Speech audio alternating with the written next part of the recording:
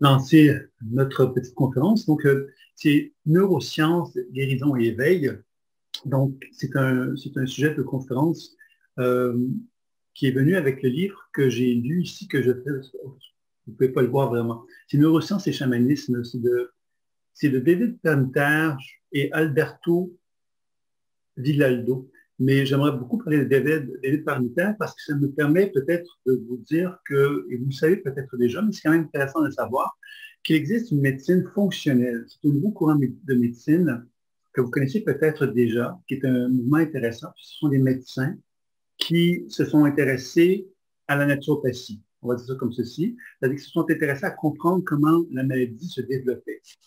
Alors, ils ont commencé à développer des moyens de faire des mesures médicales avec tout ce qu'on connaît de la médecine classique, mais pour prévoir la maladie, pour être capable d'identifier les causes de la maladie. Donc, on est moins dans l'idée de regarder la maladie maintenant qu'elle est arrivée, qu'est-ce qu'on fait avec, mais on est plus en mesure ici de chercher à prévoir la maladie ou de chercher à favoriser, donc à régler le problème par des voies, effectivement, donc de produits naturels et de moyens donc non intrusifs, etc. Et Permuter, c'est un des grands experts de ce mouvement qui existe particulièrement aux États-Unis.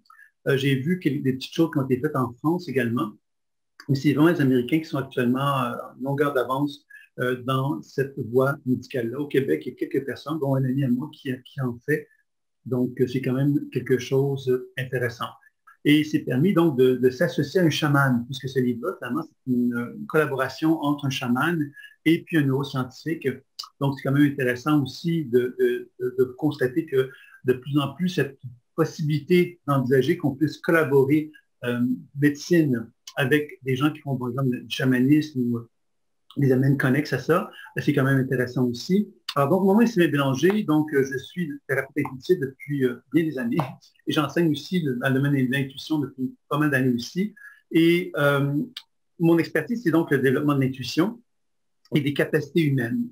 Les capacités humaines, bien évidemment, c'est que l'intuition permet de se soigner, permet de se guérir, permet de guérir aussi des gens ou favoriser la guérison chez les gens plutôt. Et ce livre-là, Neurosciences et chamanisme, est intéressant parce qu'il permet justement de mettre des mots à quelque chose qui est reconnu depuis très longtemps, c'est-à-dire qu'on peut appeler l'être humain et ses talents. C'est-à-dire que l'être humain, on reconnaît comme moi, par exemple, j'ai un certain talent à l'intuition, ça fait plusieurs années que j'en fais, donc j'ai une certaine aisance à le faire, et pour certains, ça serait un peu comme magique de me voir travailler ici. Puis il y a bien d'autres gens qui ont des talents, qui sont de différents ordres, qui sont, semble-t-il, qui donnent l'impression que ces personnes-là sont spéciales, sont particulières. Et puis, donc, moi, je pense en fait que c'est toute une question de comprendre comment il fonctionne le développement du cerveau, comment fonctionne l'être humain dans sa globalité, de quelle façon on peut parvenir à développer ces talents-là.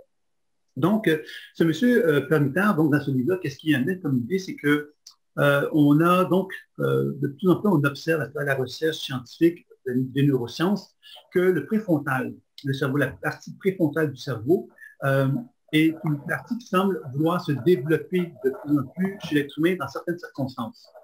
Et les circonstances qui ont été identifiées, c'est particulièrement chez les gens qui font de la méditation.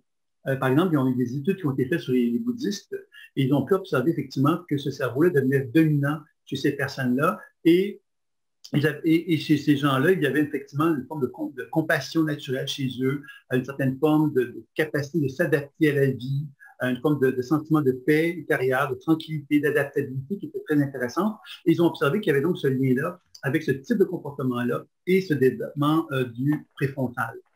L'autre chose qui a été observée, c'est que ces gens-là qui ont le préfrontal assez dominant, euh, ils ont la capacité de créer le futur. C'est-à-dire qu'ils sont capables de se projeter vers le devant, non pas aller vers le connu, parce que le connu, qu'est-ce que c'est? C'est ce qu'on connaît de notre histoire humaine et on la connaît tous un petit peu, cette histoire humaine-là. Il y a beaucoup de souffrance, beaucoup de douleur, beaucoup de guerre. Et quand on commence à envisager que l'être humain pourrait être autre chose que ce qu'il a été, on est capable de créer le futur. Le futur, finalement, c'est une création d'un nouveau type humain. Et ce nouveau type humain-là, finalement, ben, serait peut-être capable de concevoir un monde dans lequel il y aurait plus d'harmonie, plus de paix, etc.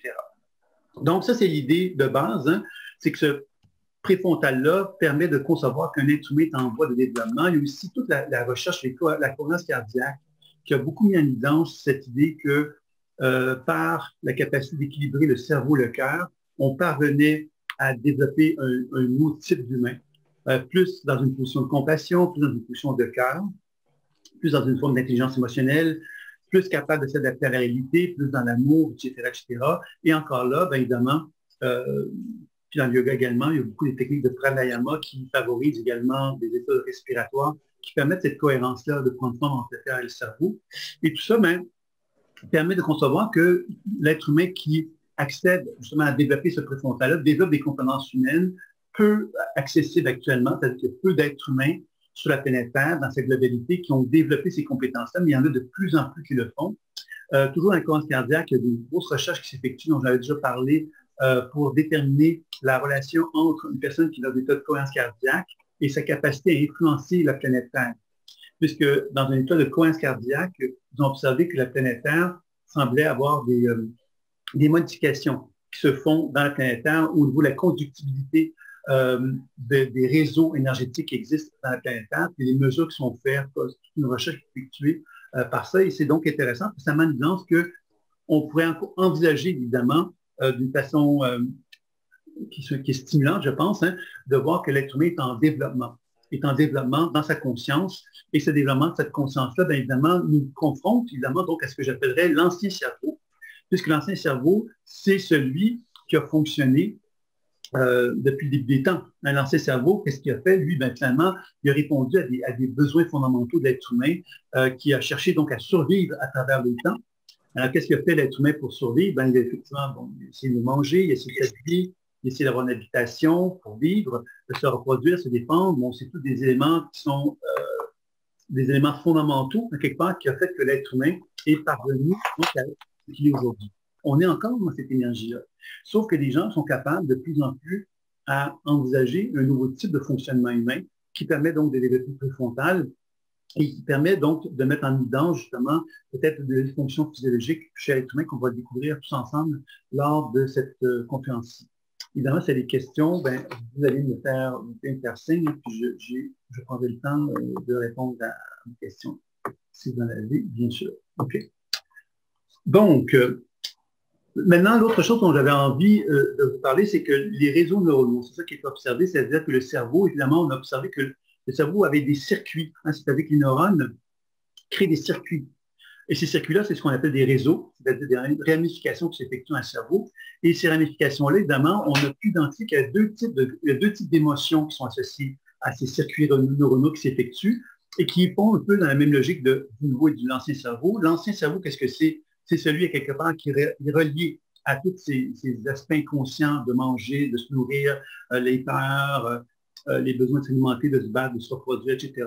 Et ces émotions-là, finalement, qu'on appelle des émotions instinctives, sont des réseaux neuronaux qui se sont créés par inconsciemment, c'est-à-dire que chacun d'entre nous, on est sur Terre, puis on a effectivement des émotions qui se vivent à l'intérieur de soi, malgré soi, et évidemment, il y a donc des réseaux neuronaux qui vont se construire et on n'en est pas conscient. Alors, c'est ce qu'on appelle, dans les neurosciences, ils ont identifié ça comme des émotions instinctives qui sont habituellement de longue durée, c'est-à-dire que quand on vit des émotions instinctives, on n'est pas capable de les gérer.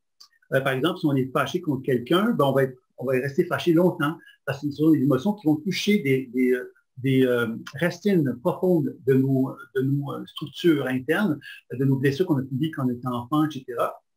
Et ils ont constaté qu'il y avait des émotions également qu'on appelait cognitives. Cognitives, ce sont des émotions naturelles. C'est des émotions, quelque part, que moi, je vis à tout instant, à tout moment. Hein, par exemple, si je ressens de la peur dans une situation, bien, cette peur-là, quelque part, va devenir un messager pour moi. C'est-à-dire qu'elle va me transmettre de l'information sur un état que je vis dans mon corps actuellement. Si j'ai de la colère, bon, ben, c'est une colère qui va se vivre en moi naturellement. Si c'est de la joie, c'est une émotion de joie qui va se manifester en moi naturellement. Alors, les émotions collectives sont des émotions, effectivement, qui sont là pour simplement nous informer de ce qui se passe dans notre corps. Alors, les émotions, donc, instinctives, ce sont des émotions, finalement, qui ne sont pas présentes, qui ne sont pas associées à quelque chose qui se passe dans mon corps présentement, sont plus associées à des choses qui viennent de mon passé et qui vont, finalement, me tourmenter, en fin de compte, tout au long de ma vie, parce que ça va m'empêcher de pouvoir progresser, cheminer. Et la difficulté, évidemment, comme on l'a compris, c'est que les réseaux neuronaux, quand ce sont des émotions instinctives qui sont en soi, bien, on n'est pas conscient de ces réseaux-là. On n'est pas conscient que, par exemple, j'ai été abandonné à l'âge de 3 ans, puis parce que j'ai été abandonné à l'âge de 3 ans, il y a un réseau neuronal qui s'est construit et qui me fait vivre l'abandon sans que j'en sois conscient à tout moment de ma vie, parce que quelque part, c'est un peu une expérience que j'ai acquise et que je n'arrive pas à me dégager ou à me détacher. Alors, ce qui est intéressant, bien évidemment, dans cette idée-là de cette définition de ces deux émotions-là, c'est qu'on constate que les réseaux neuronaux vont se construire de quelle façon? Ils vont se construire par la répétition de quelque chose. Plus je répète une expérience, bien évidemment, plus le réseau va finalement se répéter, puis va construire un réseau de plus en plus profond, de plus en plus important.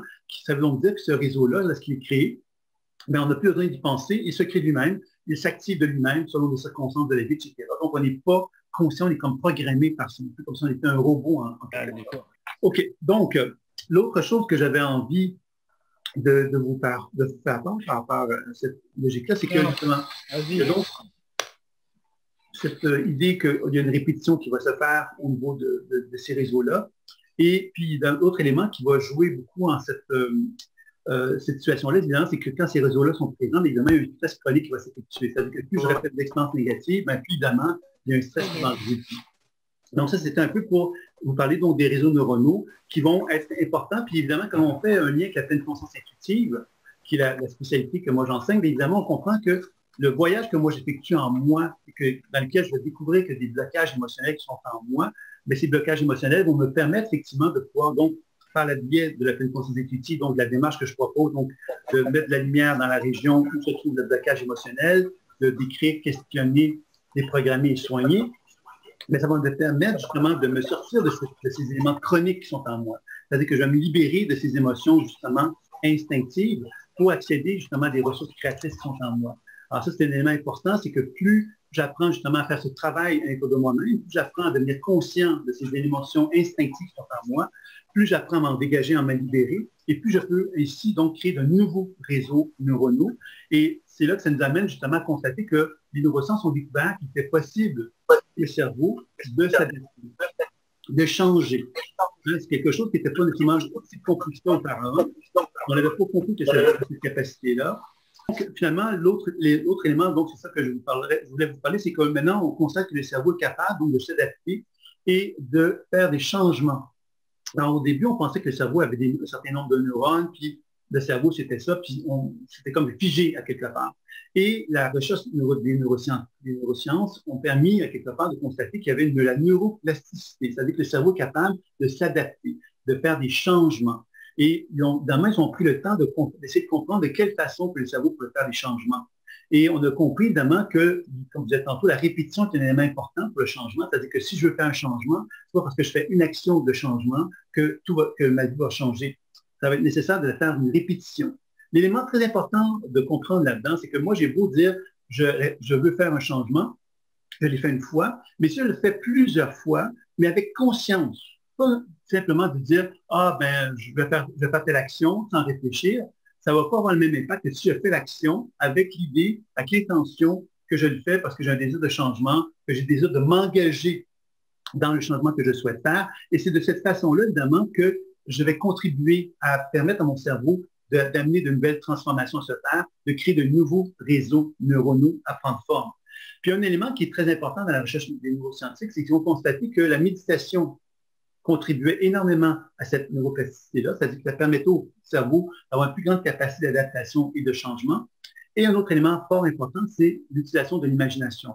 Donc, constater que quelqu'un, par exemple, pouvait imaginer une certaine compétence qu'il est en train de développer et ils ont constaté qu'il y avait effectivement des réseaux neuronaux qui prenaient forme chez ces personnes-là. Donc, ça veut dire que oui, il faut faire des actions concrètes dans la vie, bien sûr, mais on comprend ici que l'imaginaire a vraiment un aspect important dans notre capacité justement à observer notre monde intérieur, puis à créer aussi dans notre monde intérieur de nouvelles façons de se concevoir, permettant ici donc de créer ces fameux réseaux neuronaux.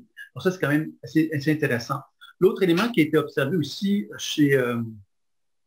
dans les neurosciences, c'est ce qu'on appelle la neurogénèse, qui nous permet de comprendre davantage que les neurones ne sont pas une quantité limitée. On n'est pas une quantité limitée de neurones. On peut donc créer des neurones. Et ça aussi, c'était quelque chose qui n'était pas reconnu il n'y a pas si longtemps et qu'on a reconnu maintenant aujourd'hui, qu'on est en mesure de mieux comprendre le processus. Les éléments importants à comprendre par rapport à cette possibilité donc, de créer des neurones, il y a certains éléments qui vont activer donc, une protéine qui va permettre justement aux neurones de se développer et de se multiplier. Et une des choses importantes, c'est l'activité physique, bien sûr. Hein. Je pense qu'on ne le dira jamais suffisamment que l'activité physique est un élément fort important pour se sentir en forme, se sentir dans un état de puissance physique, de se sentir plus énergétique, etc. Donc, l'activité physique est un élément important qui va contribuer à la formation d'une nouvelle neurone. Les jeûnes intermittents, par exemple, on dîne le soir pour les Français, puis on peut prendre le temps de faire un jeûne qui va faire qu'on va dîner, dîner le soir le lendemain. Ça veut donc dire qu'on va prendre 24 heures à peu près pour ne pas manger. Donc ça, c'est ce qu'on appelle des jeûnes intermittents.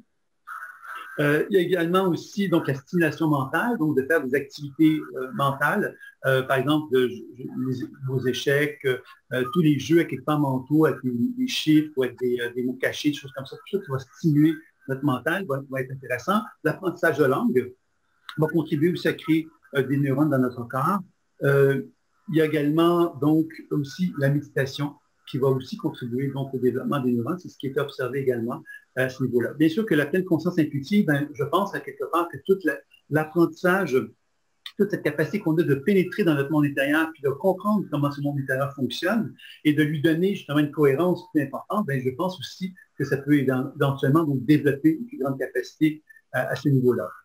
Maintenant, donc, j'ai parlé du préfrontal en vous disant tout à l'heure que le préfrontal allait permettre donc l'émergence d'un nouvel homme, hein, et d'une nouvelle femme, bien sûr, hein, puisque le cortex frontal, qu'est-ce qu'il nous permet de faire? C'est qu'il nous permet justement de commencer à concevoir une nouvelle façon d'être un être humain. Et cette nouvelle façon d'être un être humain, c'est de développer les compétences d'un nouvel être humain, dans lequel il y a la compassion, dans lequel il y a une certaine forme d'amour qu'on va déployer envers les autres, dans lequel on va respecter les gens, dans lequel on va être capable de collaborer avec les gens sans vouloir les dominer. Hein? C'est ça un peu le nouveau monde. Hein? Et ça fait longtemps qu'on parle de ce nouveau monde-là. On en a parlé longuement dans le passé. On a parlé de l'ère du Verseau à un moment donné. On a parlé de diverses époques dans l'histoire humaine dans lesquelles on était convaincus qu'il y allait y avoir une transmutation, une transformation de l'humain. Maintenant, avec les Américains, avec la cohérence cardiaque, il y a tout un mouvement qui met en évidence que si toute personne pratiquait la cohérence cardiaque, on arriverait à une transformation de la collectivité humaine. Alors moi, ce que j'aimerais vous dire là-dessus, c'est que ce n'est pas une technique qui va permettre le changement de l'être humain. C'est vraiment la conscience de l'humain qui va être capable, lui, par son travail intérieur, d'amener cette transformation-là. Donc, on en est loin d'une transformation collective, mais on observe quand même qu'à travers le temps, hein, l'histoire humaine, on arrive à une certaine étape de notre vie où on a exploré énormément toute l'histoire humaine. Tout ce qui s'appelle les expériences que les êtres humains pouvaient expérimenter, on les a toutes pas mal faites. Donc, ça permet d'envisager, de se dire, bien là, on a un passé à quelque part qui nous empêche d'avancer parce que ce passé-là, si on le répète, on arrive à un épuisement de notre histoire, c'est-à-dire un épuisement des possibilités humaines par rapport à tout ce qui a été vécu. Donc, ça nous amène à concevoir le monde d'une nouvelle façon. Et ce monde d'une nouvelle façon, nous donne l'opportunité de comprendre que le cortex frontal nous permet donc de réinventer cette réalité-là. Et ce que j'avais abordé ici maintenant dans une deuxième étape de la conférence, c'était la relation avec la glande pinéale. La glande pinéale, c'est une petite glande qui est dans le centre du cerveau et qui est beaucoup en liaison avec la spiritualité et l'éveil, justement. Et on parle de cette glande pinéale-là comme ayant des structures cristallines à l'intérieur. On émet l'hypothèse que dans ces structures cristallines-là, elles pourraient être stimulées, ces structures cristallines-là, par la respiration, par exemple. Alors ça, c'est quelque chose qui pourrait être vraiment intéressante à comprendre, mais cette idée de pouvoir par la respiration, c'est un peu comme par un mouvement respiratoire, évidemment, on vient stimuler la glande pinéale, et cette glande pinéale-là, dans le temps stimulée, elle devient capable justement de nous amener à un état de plus grande conscientisation. Mais il y a plus que ça. Donc, pourquoi je vous parle de la respiration? Évidemment, c'est que depuis le début des temps, les traditions indiennes, par exemple, parlent du pranayama. On sait que la cohérence cardiaque est une technique respiratoire aussi, qui donc contribue justement à permettre à cette glande pinéale-là de pouvoir justement être plus active par le fait que les structures cristallines qui sont à l'intérieur d'elle vont être stimulées par la respiration. L'autre élément intéressant aussi, c'est que quand cette structure cristalline devient plus, cette structure cristalline de la glande pinéale devient plus stimulée, on peut envisager que la glande pinéale devient plus rayonnante, plus énergétique, et on peut penser que cette structure plus rayonnante et plus stimulée de la glande pinéale va donc amener au niveau du liquide céphalorachidien un attrait, c'est-à-dire que le liquide céphalorachidien qui se trouve dans la colonne vertébrale, dans lequel nous sommes tous, dans lequel les chakras sont reliés, ben, on peut envisager finalement qu'il y a une certaine connexion qui va se faire entre cette colonne vertébrale, entre le liquide céphalorachidien et le cerveau, et ça va permettre donc à quelque part une forme d'équilibre qui va s'effectuer, de cohérence, pourrait-on dire, entre ce qui se passe dans les différents chakras et qui vont permettre donc de finalement amener une circulation énergétique plus importante de la glande pinéale et de l'éveiller d'une façon encore plus importante. Alors, ça, c'est intéressant parce que ça fait référence évidemment à la montée de la Kundalini que vous avez peut-être déjà entendu parler. Alors, dans la tradition ésotérique, on parlait de la montée de la Kundalini comme un phénomène un peu spirituel, un peu ésotérique, qu'on retrouvait plus ou moins dans la tradition ésotérique et spirituelle.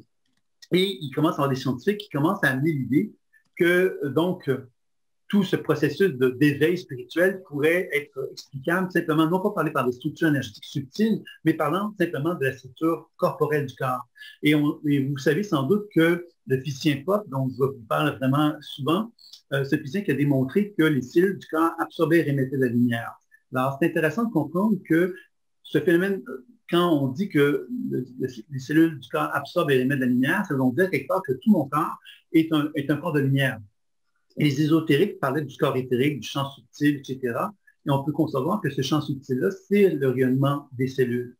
Donc, si on comprend cette logique-là, on comprend évidemment que tout notre corps est une émanation cellulaire et que toutes les structures subtiles, que ce soit les chakras, le corps éthérique, etc., proviennent finalement de la lumière qui est émise par le corps. Et que cet éveil spirituel qu'on attribue souvent à la montée de la Kundalini, mais ce serait peut-être effectivement la montée du liquide céphalorachidien qui remonte tout simplement à la glande pinéale et qui va donc entraîner cet éveil. Alors, c'était l'image que j'avais envie de vous lancer parce que c'est une image que je trouve intéressante, parce qu'elle nous ramène vraiment à quelque chose de beaucoup plus relié à notre réalité corporelle. Et je pense que ça peut être intéressant donc de donner un peu plus de corps, de dimension terrestre à des phénomènes énergétiques. Parce que ça ne veut pas dire quelque part que parce qu'on parle de dimension terrestre, on n'est plus dans l'énergétique, mais au contraire, je pense que justement, il y a une interface entre les deux qui est très, très étroite et très intéressante à reconnaître. Et encore là, bien évidemment, dans la pleine conscience intuitive, c'est ça le travail que je fais, puis que les gens qui la pratiquent le font, c'est-à-dire de reconnaître qu'en fermant les yeux, on peut simplement utiliser notre support imaginaire pour voyager à l'intérieur de soi et constater que dans ces voyages-là que l'on fait, bon, on est en étroite relation avec notre corps physique, on est en étroite relation avec des mouvements d'énergie que notre corps physique produit. Ces mouvements d'énergie, bien évidemment, sont étroitement reliés également à des informations qui sont associées donc à la lumière qui est en soi, des informations qui vont être associées donc à des événements de notre vie, à des événements de l'histoire de nos ancêtres, des histoires même pendant d'autres vies. Vous voyez, il y a plein de contenus d'informations de tout ça. Et ça, tout ça est émané par notre corps physique, par les cellules de notre corps physique. C'est quand même intéressant de se rappeler justement que dans le code ADN, on a reconnu qu'il y avait 5% seulement dans le code ADN qui était codé, 95% qui ne le seraient pas codé. Et on ne sait pas tout ce que c'est. Et on peut peut-être penser que c'est peut-être des ressources insoupçonnées que nous avons tous en état de nos cellules et qu'on n'utilise pas, parce qu'on n'a pas encore développé les capacités humaines qu'on pourrait développer éventuellement.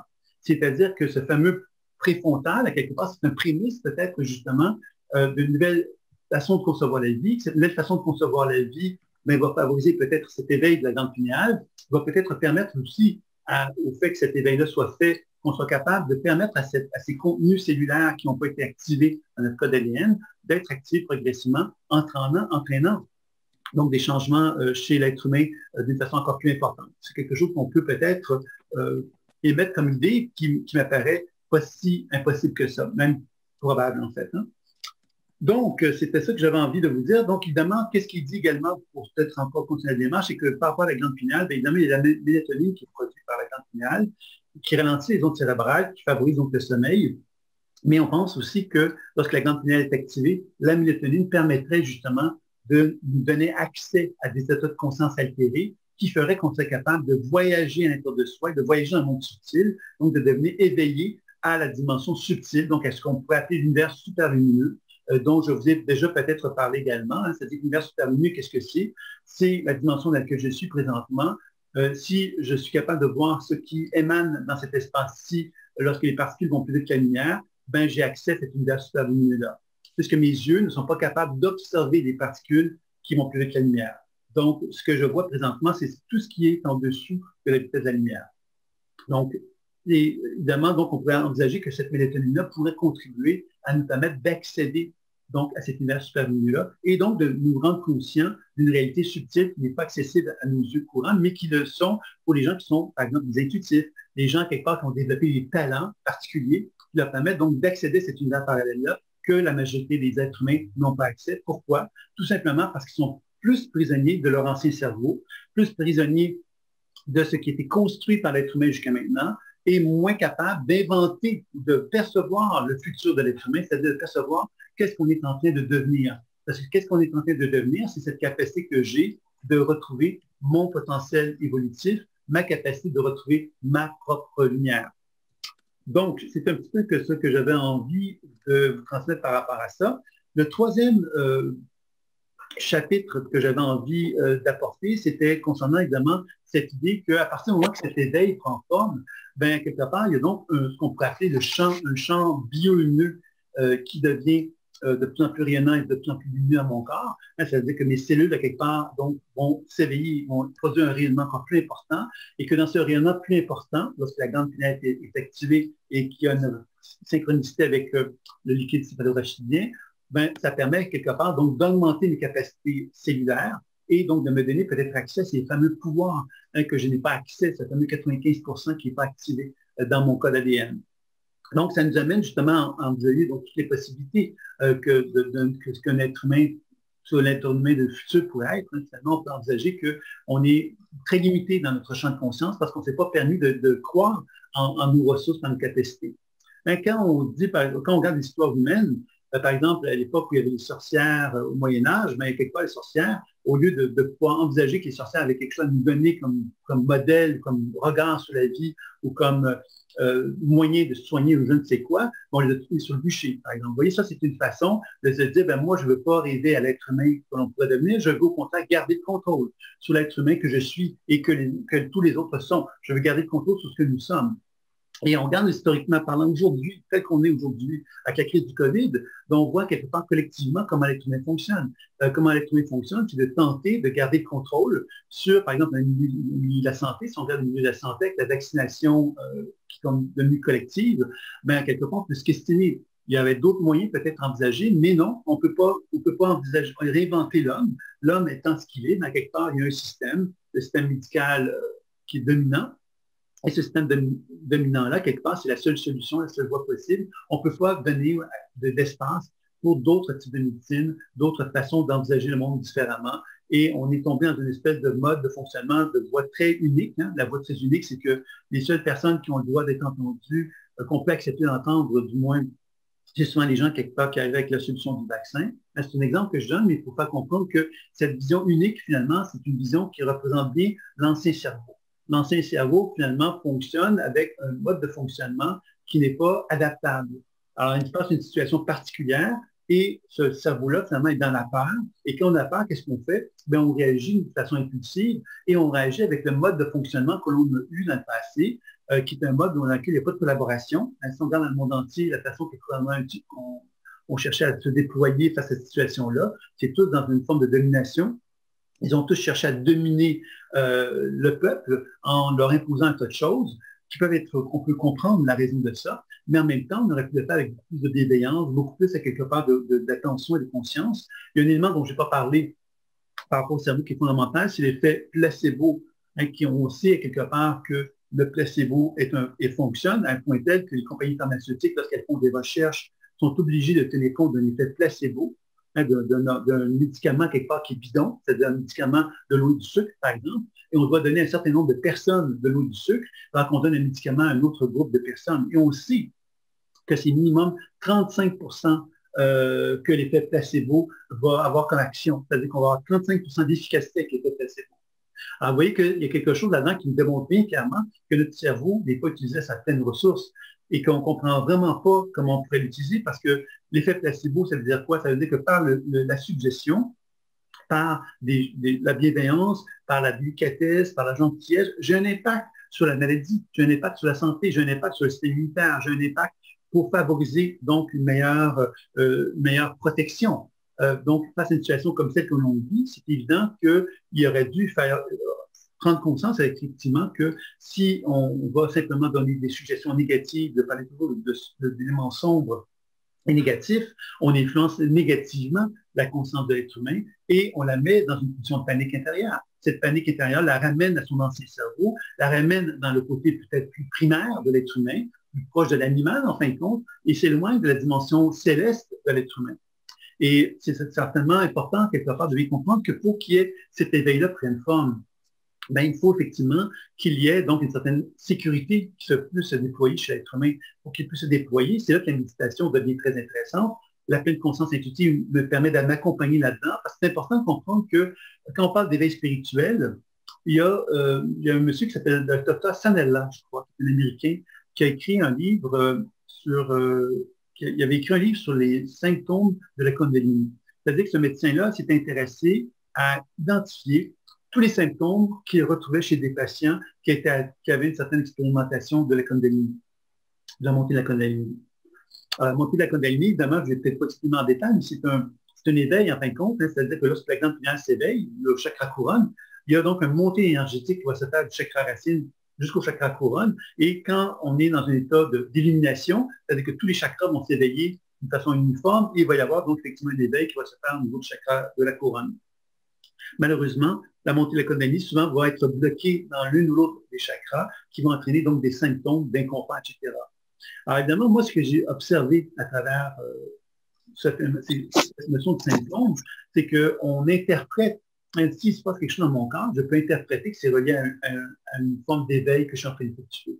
Alors c'est là que ça devient intéressant de bien comprendre que pour moi, c'est très important d'inclure une démarche intuitive dans un contexte d'éveil pour la simple raison que quand je suis en train de vivre l'expérience d'éveil, je peux donc m'accompagner dans cette expérience d'éveil par le biais de la pleine conscience intuitive pour me tendre la main à cette expérience d'éveil que je suis en train de vivre et mieux la comprendre. Parce que c'est très facile. Moi, j'ai vu souvent des gens qui avaient tendance à interpréter ce qu'ils vivaient comme étant une expérience spirituelle et ils attribuaient quelque part plein de problèmes de santé qu'ils avaient comme étant associés donc à une crise d'éveil spirituel, mais finalement, ce n'était pas nécessairement le cas. Et que finalement, ça les rendait un peu irresponsables face à leur santé en disant « Ah oui, mais c'est déjà mon éveil. Oui, mais c'est peut-être déjà ton éveil, mais qu'est-ce que tu en fais de ça? » Alors, c'est là qu'on comprend que la maladie, les symptômes associés à la maladie ou associés à un inconfort physique, ce sont tous des messagers.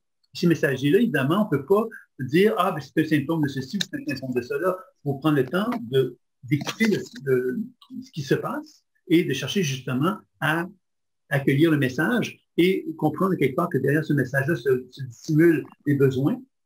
Et ces besoins-là, finalement, quand j'apprends à les accueillir, ça me permet de réintégrer mon corps, de retrouver un alignement, ainsi de suite. Donc, ça permet de finalement comprendre que l'éveil spirituel, ce n'est pas une expérience à quelque part qu'on se dit « je suis un être éveillé », je suis plutôt un être qui apprend à s'éveiller et je m'accompagne par le biais de la pleine conscience intuitive pour favoriser cet éveil-là et d'être capable de pouvoir cheminer, évoluer, progresser sans tomber dans les pièges de l'ego. Parce que dans l'expérience de l'éveil spirituel, souvent les gens qui vont se dire « je suis éveillé », ce sont des gens quelque part qui ont conscience de ce que c'est que l'éveil. Donc, ils ont une conscience de ce que devrait être l'éveil aussi.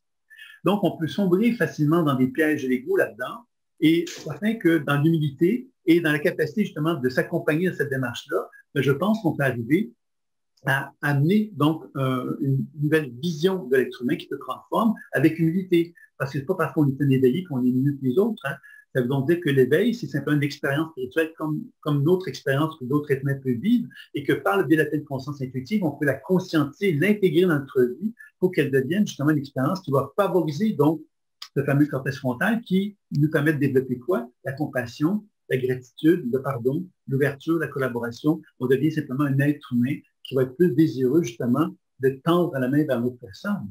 Et c'est ça qui va nous amener vers ce nouveau monde. Le nouveau monde, c'est qui? C'est des êtres humains qui vont être capables de se tendre la main et ils vont être capables de collaborer entre eux, et plutôt que de justement se lancer la pierre, je ne sais quoi. Donc, il y a vraiment comme un nouveau courant, je dirais, de médecine. Hein. C'est pour ça que je voulais vous parler un petit peu de ce que Père Mitterrand avait raconté dans ce livre-là, parce que ça nous amène vraiment à concevoir qu'il y a vraiment un nouveau courant qui est en train de prendre forme, un nouveau courant médical, mais aussi un nouveau courant spirituel, parce que les neurosciences, on en a parlé, mais j'ai déjà parlé également de physique quantique, qui apporte énormément de nouvelles réponses sur comment fonctionne l'être humain, comment fonctionne l'être humain d'un point de vue plus subtil, puisque la physique quantique vraiment est une science permettant de comprendre les mécanismes subtils de l'être humain, et les neurosciences permet de comprendre tous les mécanismes du cerveau. Et je pense que ça nous amène progressivement vers une redéfinition de qui nous sommes et une possibilité donc de créer justement un être humain plus en harmonie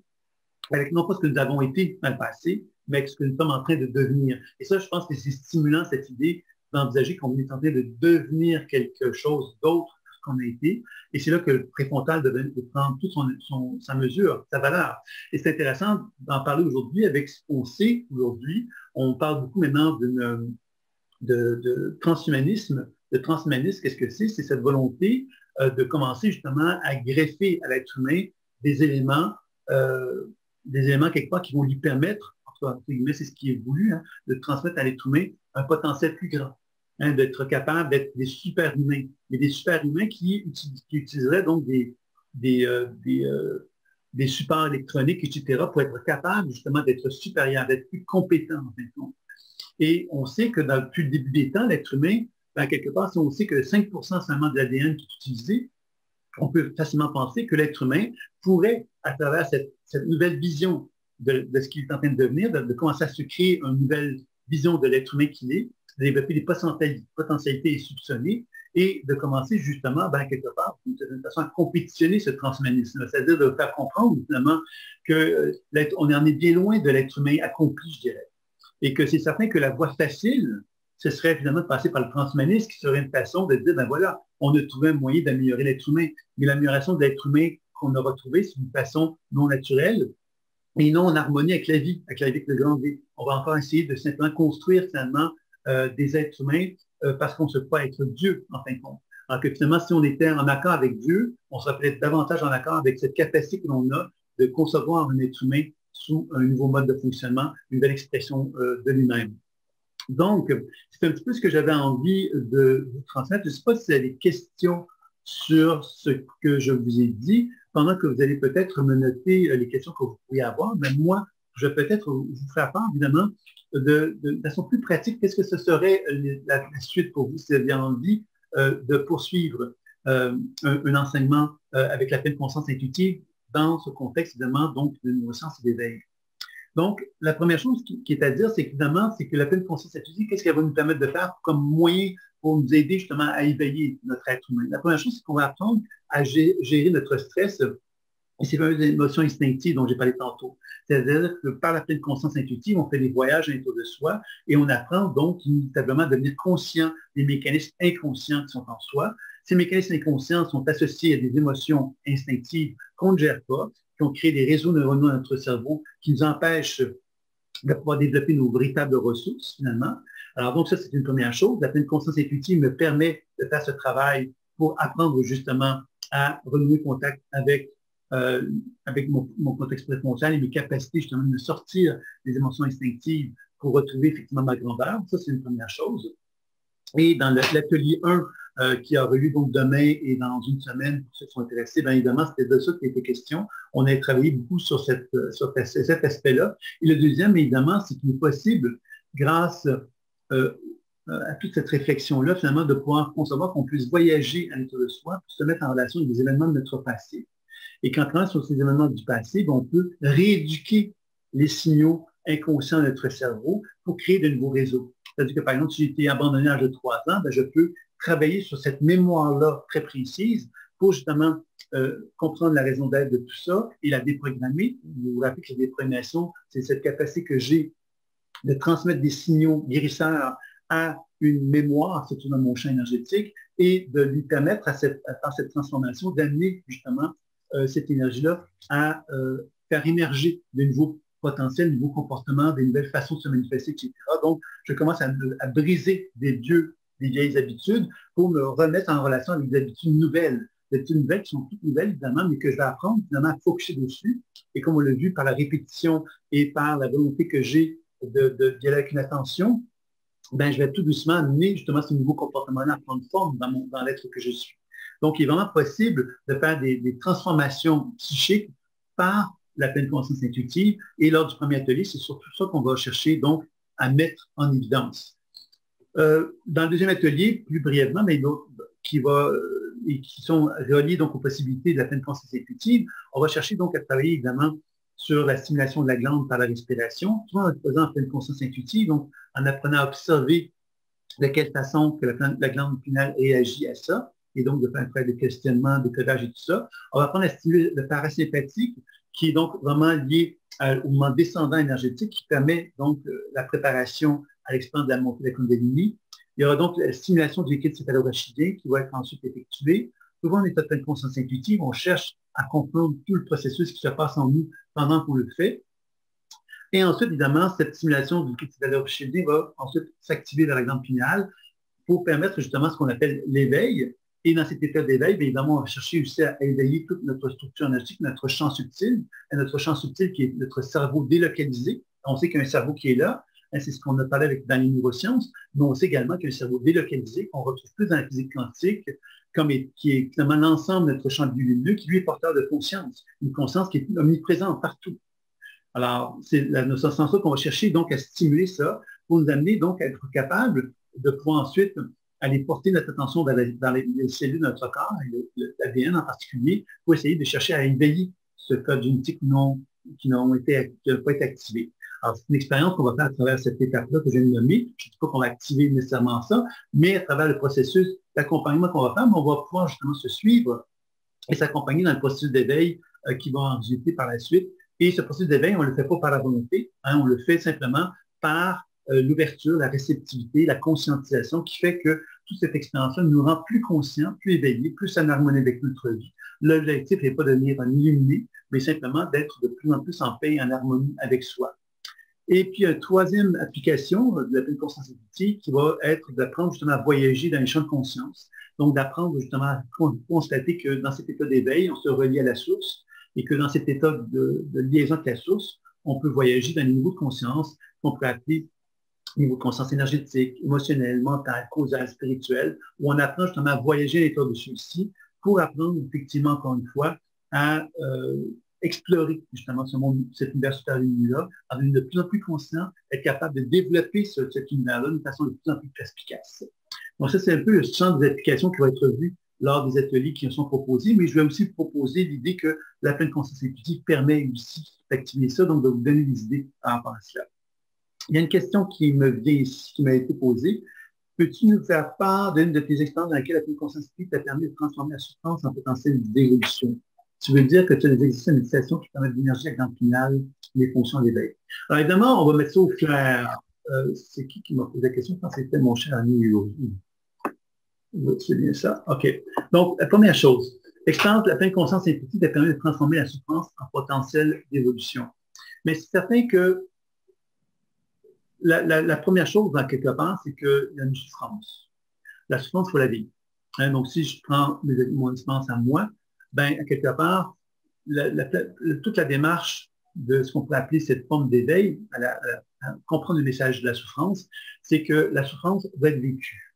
Elle doit être à la limite expérimentée dans son propre corps comme une souffrance qu'on doit vivre. Donc, on doit aller au bout de la souffrance. C'est un peu pour moi, finalement, faire un genre de relâchement et de vivre l'expérience émotionnelle.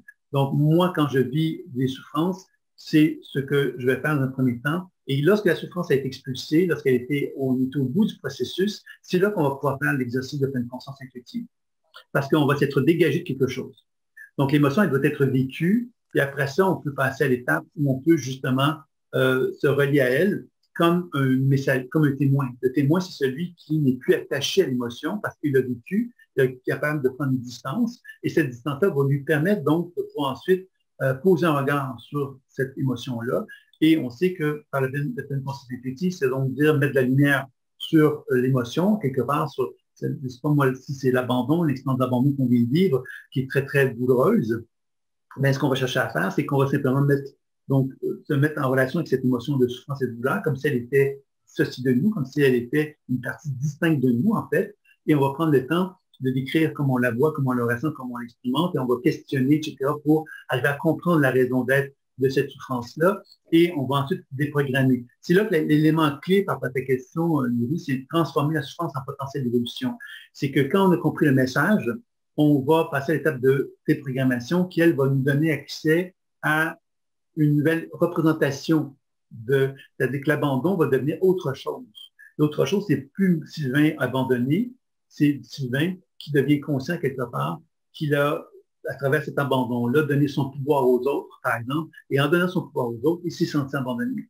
Et qu'en se reconnaissant qu'il a donné son pouvoir aux autres, il reconnaît quelque part qu'il peut justement envisager sa vie différemment, parce que dorénavant, il n'aura plus envie d'être abandonné en donnant son pouvoir aux autres, il va avoir envie de se réapproprier un certain pouvoir qui va lui permettre de reconnaître justement qu'il est autre chose que l'expérience de l'abandon. L'expérience de l'abandon, c'est l'ancien cerveau, hein, c'est l'ancien comportement, c'est les émotions primitives qu'on a vécues quand on était plus jeune. Et l'idée du potentiel d'évolution, c'est de me rappeler que cette souffrance-là, ben, elle n'est pas reliée justement à tout ça. Là. Donc, je ne sais pas si j'ai répondu à ta question par rapport à ce premier volet de la question, mais c'est ça. Puis moi, bon, dans ma vie, ça m'est arrivé à plusieurs reprises, effectivement, d'arriver à ce changement de paradigme. Hein. C'est de partir de quelque chose qui est une souffrance et de lui donner à quelque part un autre retour, une autre idée par rapport à tout ça. Le deuxième volet de ta question, tu veux dire que tu as des exercices de méditation qui permettent d'énergie avec l'empignal et fonctions d'éveil. Alors évidemment, ça touche la pleine conscience intuitive à son niveau le plus grand, c'est-à-dire que quand on dit exercice de méditation qui permettent d'énergie la glande pinale, je peux te dire qu'on a des exercices pour énergiser à peu près tout ce que l'on veut. Pourquoi? Parce que la pleine conscience intuitive, elle permet justement de faire des voyages, et des voyages qui vont jusqu'à la cellule. Maintenant, pour aller un peu plus loin là-dedans, quand on parle de méditation qui vont énergiser la glande pinale, c'est que quelque part, encore là, c'est tout relié à l'intention. L'intention, c'est qui va la faire, l'exercice. Alors moi, je peux guider quelqu'un pour la faire, et cette personne-là, bien évidemment, peut se mettre en relation avec la glande pinale à un certain degré de capacité qu'elle peut avoir, et elle va donc faire des actions, et selon sa capacité elle-même à ce qu'il y ait une réponse, à ce qu'elle fasse, bien, il va y avoir comme un processus d'éveil qui peut être plus ou moins important selon chacun. Et c'est là, quelque part, qu'on a à s'accompagner. S'accompagner, c'est que l'éveil, c'est un accompagnement. Pour moi, l'éveil, c'est pas un truc. Il y a des gens qui vont me dire, oui, mais je connais quelqu'un qui s'est éveillé et que ça s'est fait du jour au lendemain. Super. Mais en général, l'éveil le plus intelligent, le plus rassurant, le plus sécurisant et le plus stabilisant, c'est celui qui va se faire petit à petit. Moi, j'ai vu des gens, quelque part, qui sont venus me voir en consultation qui s'étaient éveillés, mais qui s'étaient éveillés d'une façon qui était complètement déracinée, complètement désorganisée, qui se retrouvent en psychiatrie, etc. Alors, je pense que, pour moi, cette notion d'éveil, il faut être très conscient que l'enracinement est fondamental, que l'enracinement, c'est donc la pratique d'enracinement, mais c'est aussi la vie dans le monde terrestre. Est-ce que je veux m'éveiller pour fuir le monde terrestre ou est-ce que je veux m'éveiller pour m'incarner dans le monde terrestre? C'est de la différence, elle est bien importante. Si je m'incarne dans le monde terrestre, elles vont dire que je suis désireux de donner à l'humanité quelque part quelque chose qui est moi. Alors que si je veux m'évader dans le monde de la lumière, pour ne pas être dans le monde terrestre parce que le monde terrestre ne me plaît pas, ben quelque part, c'est là qu'on peut expérimenter la fuite. Alors, il y a plein de pièges autour de l'éveil. Et là, je ne vais pas aborder ça aujourd'hui avec vous parce que c'était plus un thème des neurosciences et tout ça, mais c'est évident que les pièges de l'ego sont très nombreux et c'est pour ça que moi, je parle d'accompagnement parce que l'accompagnement, c'est une expérience dans laquelle je cherche à établir une communication avec mon corps, qui est mon corps, pour chercher à créer une forme de cohérence entre moi et mon corps. Et c'est cette cohérence-là qui va souvent me permettre d'éviter, je dirais, de sombrer dans les pièges de l'ego, en me rappelant justement que l'être humain que je veux devenir, c'est un être de compassion, qui est bienveillant, qui est humble, finalement. Alors, toutes ces qualités-là, quelque part, ne sont pas associées à ce qu'on attribue souvent aux gens qui se disent éveillés. Pas tous, hein, mais des gens, moi j'ai connu des gens dans ma clientèle qui venaient me voir, qui se disaient éveillés, qui avaient une grande prétention, une grande orgueil là-dedans. Donc, je pense que c'est à travers l'humilité que cet éveil-là peut se faire de la façon la plus saine possible. Parce que quand on est dans l'orgueil, ça veut dire quelque part qu'on n'a pas intégré cet éveil-là. On est dans un sentiment que l'éveil nous apporte quelque chose de plus que les autres. Et je pense que ça peut être un danger à ce niveau-là. Surtout en plus que ce que vous dites tantôt par rapport à cette activité du préfrontal qui met en évidence que l'être humain, ben, l'être humain qu'on est qui est en devenir, c'est un être humain justement qui est humble, qui est collaborateur, qui ne cherche pas à avoir raison sur les autres, qui cherche vraiment à collaborer avec les autres. Donc je pense que c'est intéressant de pouvoir envisager cette vision d'un monde meilleur et que cette vision d'un monde meilleur, mais c'est justement de constater que chacun d'entre nous, nous possédons les compétences de compassion, toutes ces compétences d'amour, finalement on les a tous. comment ça se fait que collectivement, on n'est pas capable de se transmettre de l'amour les uns avec les autres? C'est parce que les conditions sociales ne nous favorisent pas ça. Alors, vous allez me dire, oui, c'est la faute de la société. Non, c'est la faute de chacun d'entre nous qui sommes le reflet de cette société-là. Alors, on doit commencer à réinventer la vie. Et réinventer la vie, c'est peut-être de se créer une nouvelle vision de l'humain que nous sommes. Et c'est sans doute les prémices dont je vous ai parlé tantôt sont sans doute des prémices qui nous donnent des indications pour commencer à s'adapter à cette nouvelle réalité-là. Il y a une autre question. Bonjour tout le monde, j'aimerais bien avoir des infos sur la réalité de la lumière, la vision dont vous avez parlé en deuxième point, c'est intéressant. La lumière, tu fais référence sans doute au champ biolumineux, c'est-à-dire le champ biolumineux, en fin de compte, la lumière, bon, on parle de lumière super lumineuse d'abord. C'est super lumineux pour faire référence à quelque chose de plus lumineux que la lumière. Hein. Donc, les particules vont plus vite que la lumière. Cette lumière super lumineuse, qu'est-ce que c'est? C'est un univers dans lequel on n'a pas accès, nous, en tant qu'être humain, avec nos dimensions, avec nos sens physiques. Donc, on doit utiliser des sens plus subtils, on doit développer des sens plus subtils, qui sont, pour moi, entre autres, développés par le support imaginaire, qui me permet de pénétrer dans ce monde lumineux-là, super lumineux-là, dans lequel il n'y a pas d'espace-temps. Donc, on n'est pas dans le présent, il n'y a pas de passé, il n'y a pas de présent, il n'y a pas de futur. Il y a quelque chose qui est complètement dans un processus unique. On peut aller dans le passé, présent et dans le futur simultanément. Ça explique d'ailleurs les voyants, pourquoi les voyants sont capables de lire sur une personne son passé, son présent et son futur. C'est tout simplement parce qu'ils ont accès à cet univers super lumineux qui leur permet d'avoir un flot d'informations qui va leur donner une compréhension du passé, du présent et du futur dans une même continuité. Alors, ça veut donc dire finalement que ce que je suis, ce que j'ai été, ce que je suis, ce que je serai, peut être effectivement complètement figé dans quelque chose qui est complètement arrêté, qui ferait référence à l'ancien cerveau, en fin de compte, l'ancienne conception du cerveau que l'on a, qui nous ramène à ce qui est figé. Et quand on commence à regarder la physique quantique et les neurosciences, on commence à comprendre qu'il y a donc une possibilité d'avoir été quelqu'un, de pouvoir voyager dans ce passé-là pour changer les choses dans le passé qui nous ont été perturbateurs, de donner, libérer ce passé-là pour permettre à ce passé-là de nous donner accès dans notre présent à une nouvelle façon de nous regarder, une nouvelle façon de se concevoir, qui nous donne envie de nous incarner afin que le futur puisse émerger un nouveau comportement. Alors, vous voyez que c'est ça un peu l'idée de ce processus-là qui va nous donner donc accès à une autre relation avec la vie. Hein, c'est ça qu'on est on est en train de comprendre ici que l'être humain est en train de changer. Et cet être humain qui est en train de changer, ben, nous, quelque part, on est dans le changement, donc on ne voit pas ce changement-là. Mais c'est un changement qui est en train de se faire et je pense que c'est important donc de devenir conscient que par cette capacité que l'on a tous d'utiliser notre imaginaire pour voyager autour de soi, bien, on est capable de commencer justement à permettre à ce cerveau qui est en nous d'augmenter ses compétences. Parce que justement, il n'est pas juste là, le cerveau, on l'a compris, il est délocalisé. C'est-à-dire, on dit que dans toutes nos cellules dans le corps, il y a donc une lumière qui est là. Et cette lumière-là porte une conscience.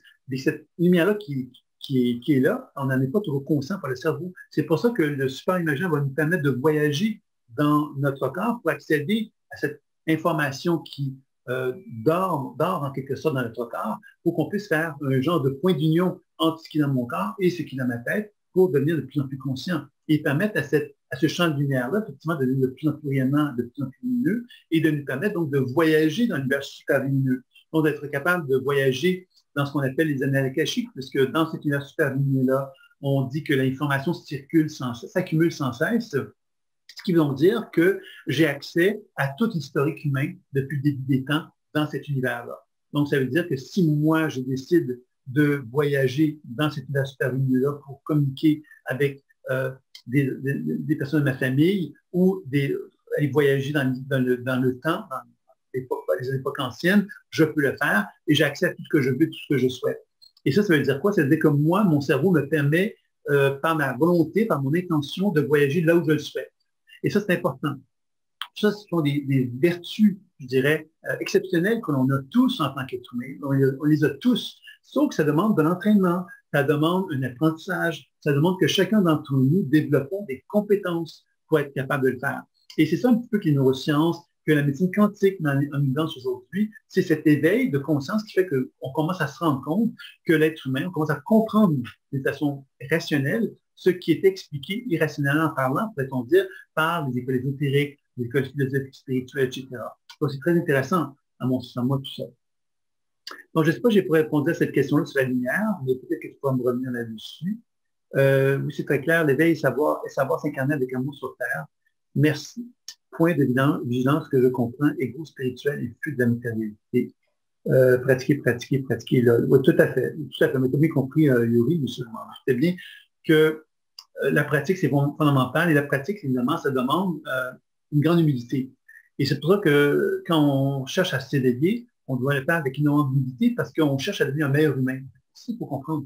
S'éveiller, ça veut donc dire être un être humain qui va manifester plus de compassion, plus de bienveillance, plus de délicatesse et d'amour envers son prochain et envers lui-même, bien sûr. Hein. On n'est pas en train de vivre une victimisation de l'éveil. L'éveil, c'est quelque chose qui intègre la personne qui s'éveille, mais qui ne fait pas que cet éveillé-là va s'exclure de la société. Il va au contraire chercher à s'inclure dans une société pour créer ce monde meilleur-là, pour contribuer au changement dans du monde meilleur.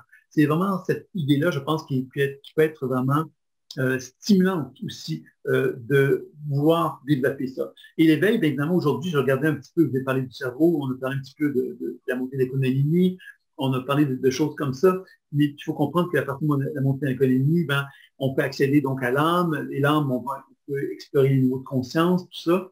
Mais tout ça, finalement, qu'est-ce que c'est? C'est une création de l'esprit. C'est-à-dire que moi, en tant qu'être humain, je développe une conscience de cette capacité que j'ai de faire tout ce que j'ai nommé. Et cette capacité-là, finalement, va faire quoi? Va faire que je vais interagir dans le monde subtil. Et en interageant avec le monde subtil, ben, il va y avoir une réponse du monde subtil qui va me permettre de donner de la valeur aux actions que je vais poser. Je vous donne un exemple. Moi, je pourrais dire, bon, ben, je vais aller voir qu'est-ce qui s'est passé à l'âge de 3 ans quand je me sens abandonné. Je vais voir à l'âge de 3 ans et je vais donc capter des informations. C'est ça qui va faire que ça va donner de la valeur à mon travail. Je vais dire, OK, je peux donc voyager puis me mettre en contact avec quelque chose qui s'est passé à l'âge de 3 ans. Et c'est ça qui va finalement m'amener donc à prendre conscience que selon les endroits où je vais voyager dans mon subtil, je vais donc accéder à des informations différentes qui va faire que je vais, à travers ce voyage-là, malgré moi, développer une genre de cartographie des champs subtils. C'est ça qu'ils ont essayé de faire, hein. Les gens qui sont dans le yoga, les gens qui sont en médecine chinoise, les gens qui ont fait la cosmogonie chinoise, qui ont fait l'ésotérisme et tout ça, ils ont essayé de cartographier ce monde subtil-là avec des mots, avec un langage de l'époque, comme vous êtes capable de comprendre. Il faut comprendre aujourd'hui qu'avec les neurosciences, la mécanique quantique, on est capable de pouvoir commencer à envisager un nouveau langage pour manifester cette même réalité-là. C'est cette même réalité dont on parle. Et c'est une réalité, évidemment, qui va se présenter à nos yeux d'une façon plus moderne avec cette terminologie-là, parce que, quelque part, on en est rendu là. Ça ne veut pas dire qu'elle est plus vraie que ce qui existait auparavant. Peut-être qu'on espère, peut-être qu'on va arriver à mieux comprendre, par contre, ce qui se passe dans ces mondes subtils-là. C'est ce que moi, j'espère.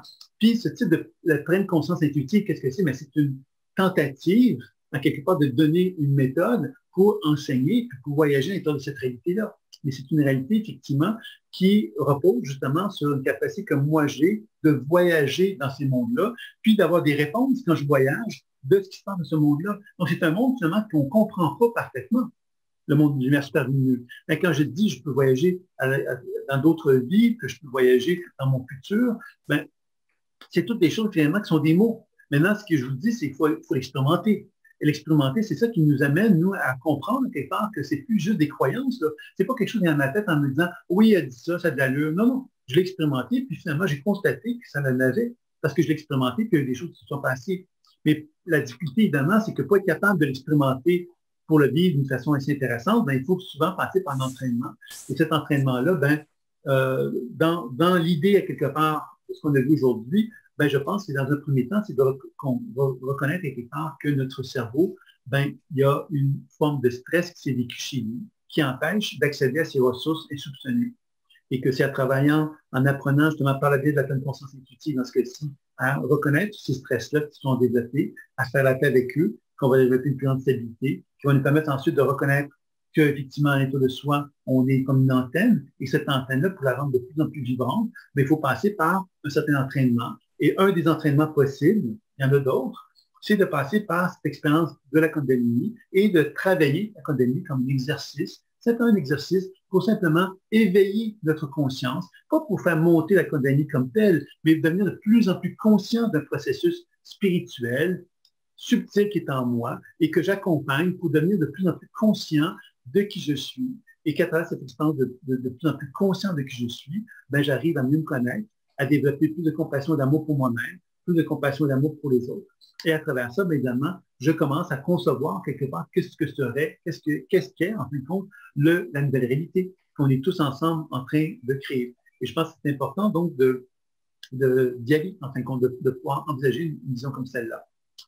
Donc, je ne sais pas s'il y a d'autres questions qui m'ont été posées. Donc, il y a Katia qui dit, oui, mais c'est très clair pour moi, s'entraîner.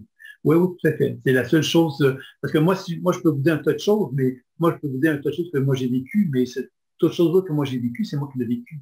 Donc, je pense que mon il faut aussi passer, si on veut expérimenter les choses, par la pratique. Alors, souvent, ce que je fais avant, donc, vous savez qu'un webinaire qui va avoir lieu à la fin avril, donc, ce webinaire-là permet justement de faire des petites lectures intuitives et de répondre aux questions. Donc, c'est plus un espace que je réserve pour les gens qui ont envie d'un accompagnement, en fin de compte, qui est gratuit. Sauf que dans une conférence, je fais souvent à la fin une démonstration avec une personne de la salle virtuelle qui souhaite que je fasse un exercice avec elle, une petite expérience intuitive que je fais avec elle. Donc, je ne sais pas s'il y a quelqu'un qui, dans la salle, serait intéressé à passer par cette petite expérience. Il suffit simplement qu'elle se mentionne dans le chat, puis je le ferai avec elle. Donc, il y a Pascal Marie. Est-ce que tu as un thème particulier, Pascal Marie, que tu voudrais que je regarde, ou on y va tout simplement? On y va tout simplement. OK.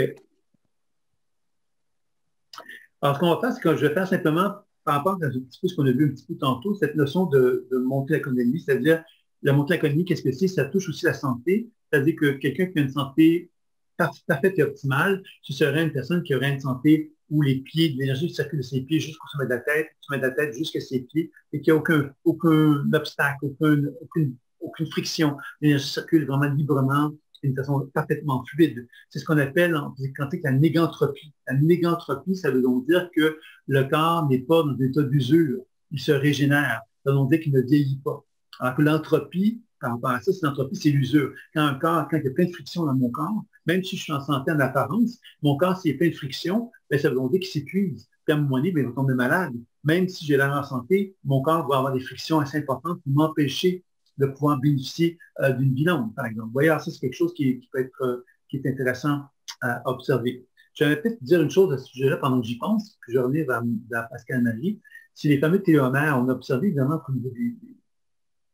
que le vieillissement est associé justement aux télomères, qui sont des petites tiges au niveau de l'ADN, et qui indiqueraient le vieillissement.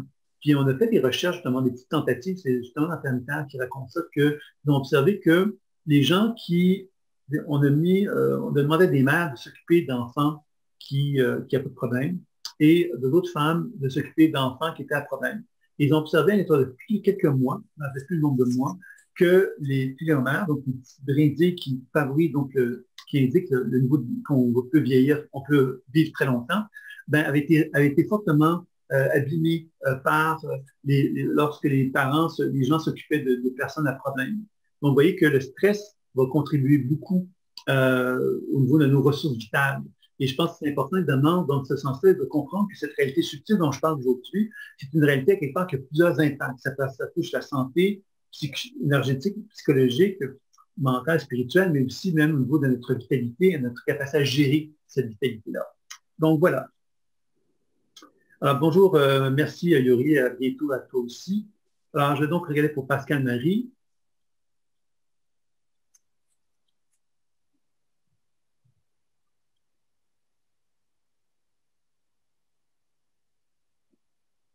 En tout cas, Pascal Marie, ce que je te dirais, c'est qu'au niveau de la région du plexus solaire et du cœur, quand je fais ce mouvement ascendant et descendant, on sent une tension.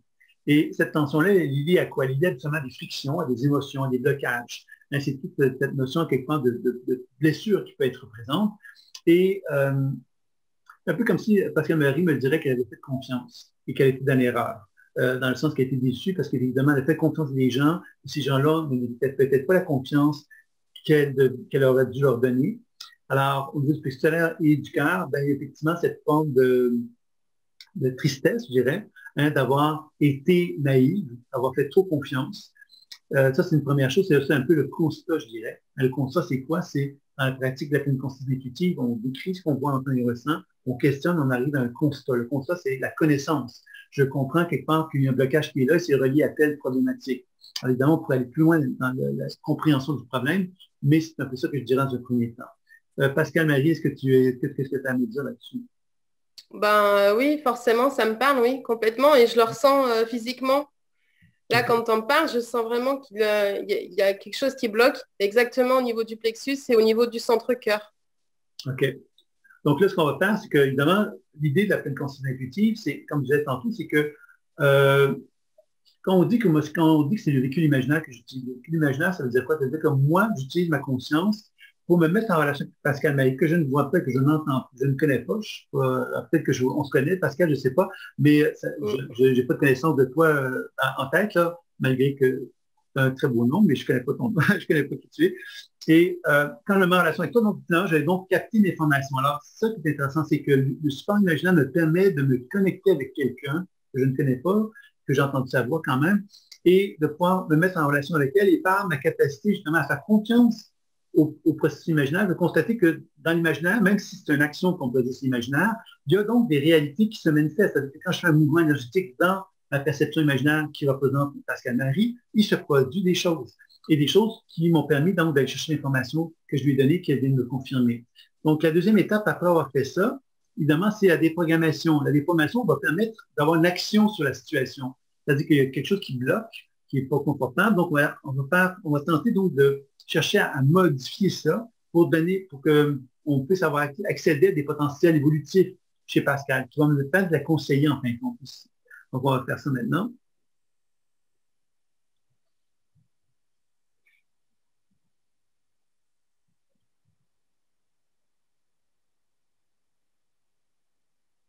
Ça, Pascal, la première chose que je te dirais concernant ça, de la déprogrammation, c'est, là, je vais utiliser des mots caricaturaux pour le dire, mais tu sais, quand on dit être méchant, être méchant, c'est pas quelque chose qui est acceptable socialement parlant, on ne veut pas être méchant, on veut être gentil, etc. Mais quelquefois, quand on n'a pas expérimenté tu sais, quand on dit fermer la porte, quand on n'a jamais expérimenté l'idée de fermer la porte, parce qu'on ne voulait jamais être ferme, on ne voulait pas être trop ferme, on ne voulait pas être trop dur, on voulait comprendre, on voulait accepter, on voulait tolérer, mais quelquefois, c'est nécessaire de fermer la porte. C'est nécessaire d'être, entre guillemets, méchant ou d'accepter de prendre le rôle de méchanceté parce que les gens ne vont pas être contents de nous voir fermer la porte. Mais en même temps, cette façon est pour nous de dire, regarde, ce que tu as fait est inacceptable, je ne peux pas aller plus loin avec toi pour cette raison-là. C'est pas méchant, c'est simplement qu'il y a une action qui a été faite, ça me fait trop mal, j'ai pas envie de poursuivre quelque chose parce que quelque part, ça ne correspond pas à ce que moi, je sens comme étant juste pour moi. Je ne serais pas heureuse en voulant à tout te pardonner, par exemple. Alors, on va pouvoir effectivement pardonner cette personne-là. Mais on n'est pas obligé de continuer une relation avec cette personne-là pour autant. Je ne sais pas si tu me suis par rapport à ça, Pascal. Ouais, ça remonte à loin, là. Ça remonte à loin, vous voulez dire? Ou tu veux dire? Oui, oui, oui. En tout cas, ça me parle et ça remonte à loin parce que envers une personne, j'arrive pas à pardonner. Ouais. OK. Ouais. Et qu'est-ce que tu comptes faire par rapport à ça? En fait, je la laisse aller, cette personne, mais c'est très facile de le dire, mais je voudrais vraiment la pardonner de tout mon cœur et de me libérer par rapport à ça. Mais je peux le faire intellectuellement, mais voilà, c'est pas évident, c'est difficile. Et tu la vois, cette personne-là, ou pas? Non, physiquement, non. OK, OK. Parce que c'est ça, c'est que moi, ce que je te dirais, c'est que cette notion de pardon, elle vient dans une deuxième étape quelquefois. La première étape, c'est faire l'acte de violence. L'acte de violence, c'est fermer la porte, c'est donc être entre guillemets méchante. Et après être méchant, après avoir assumé cette volonté de dire je ferme la porte, ben à un moment donné, il y a un temps de silence que j'appellerais, qui est une pause. La pause, c'est de reconnaître finalement que j'ai besoin d'un temps pour laisser les choses descendre en moi. Et quand on descend en soi, qu'est-ce qu'on découvre? On découvre la responsabilité. La responsabilité, c'est que moi, j'ai une responsabilité dans la relation que j'ai avec cette personne-là. J'ai une responsabilité par rapport à un certain comportement, etc. Et j'apprends à ce moment-là à pouvoir accepter l'idée de pardonner parce que je comprends quelque part que je faisais partie du processus. C'est pas la personne uniquement qui était là, qui était méchante, entre guillemets, mais il y avait moi qui contribuait, qui favorisait ça. Et que le fait que moi, j'ai fermé la porte, que j'ai dit non, mais ça m'a permis finalement de stopper quelque chose. Et le fait de le stopper m'a permis de me rendre compte que j'avais, moi, une participation là-dedans. Et c'est là que je peux arriver à l'idée du pardon. Pourquoi? Parce que je peux me pardonner et je peux pardonner à l'autre. Parce qu'à partir du moment que je comprends ça, ben, je peux passer à une autre étape. L'autre étape, c'est un autre potentiel évolutif qui peut prendre forme. Je ne sais pas si tu me suis par rapport à ça, Pascal. Si, complètement, ça me parle. Oui, oui, carrément, oui. Donc, on va essayer de faire bouger un peu l'énergie. La troisième technique, c'est le transfert d'énergie. Je vais revenir pour voir un petit peu comment ça bouge.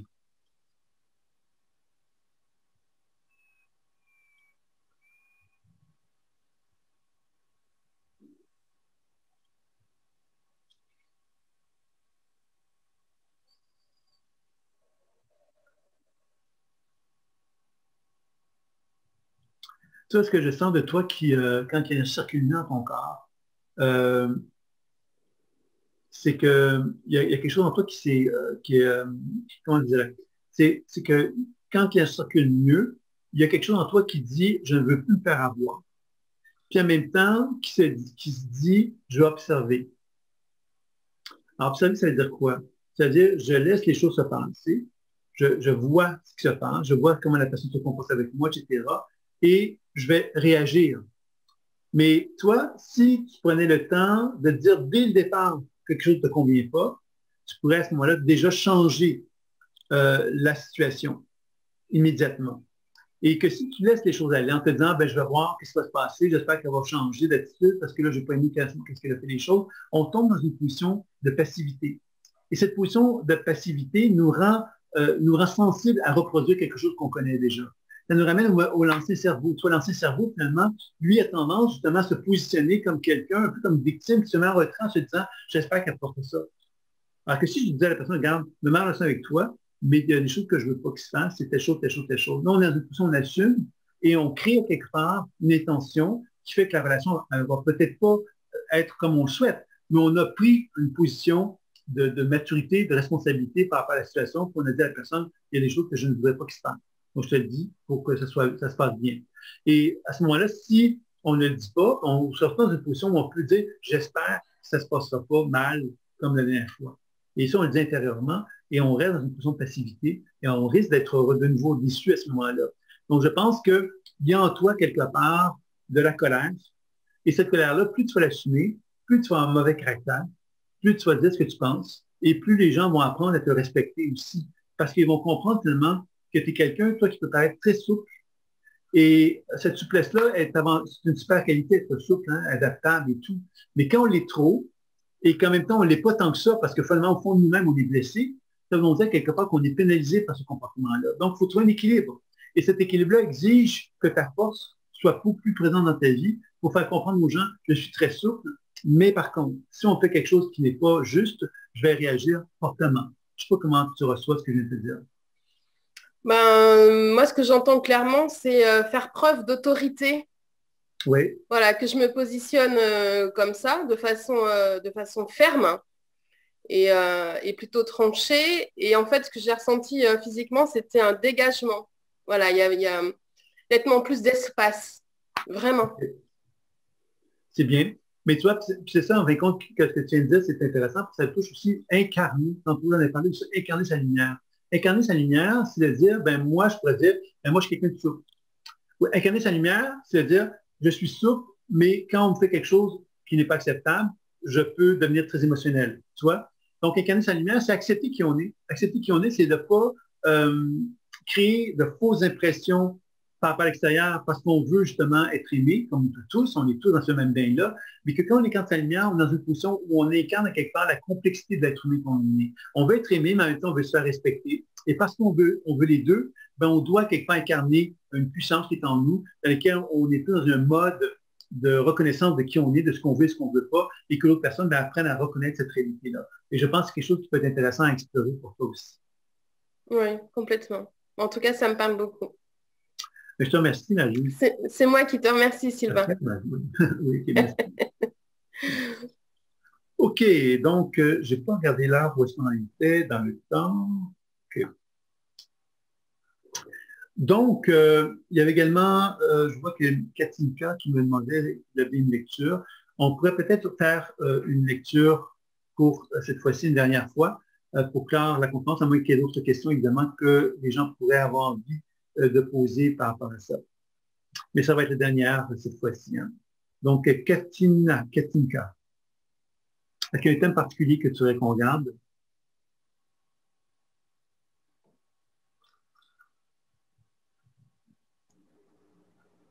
Je me laisse simplement guider comme j'ai fait avec Pascal Marie. Donc, je vais peut-être le faire. Est-ce que tu es là, Katinka? Oui, oui, je suis là. OK. Est-ce que je me laisse guider par qu'est-ce qui vient?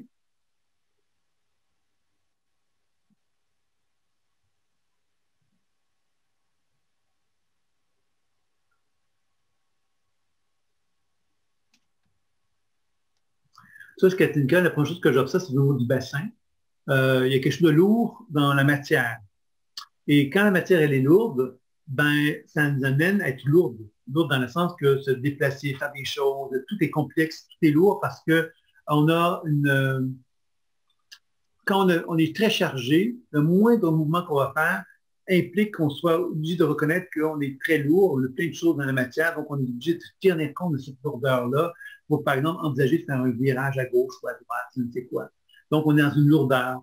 Et cette lourdeur-là, bien évidemment, ça vient dévitaliser aussi notre énergie et ça peut nous amener à nous décourager parce que tout ça, quelque part, implique qu'on traîne avec soi trop de poids. Alors, la première chose, comme je te le dirais, Katinka, c'est que ce qui est clair, c'est qu'il y a un besoin de liberté. Et le besoin de liberté, c'est de reconnaître que ce qu'on traîne avec soi n'est peut-être pas utile. Ça peut être évidemment la matière, mais ça peut être aussi du passé qu'on traîne avec soi. Et que la première chose, c'est se libérer, c'est se libérer du passé. C'est de ne plus être prisonnière de ce qu'on traînait avec soi depuis un certain temps. Donc, ça serait la première chose que moi, je te dirais par rapport à ça. Qu'est-ce que tu en penses, Katinka?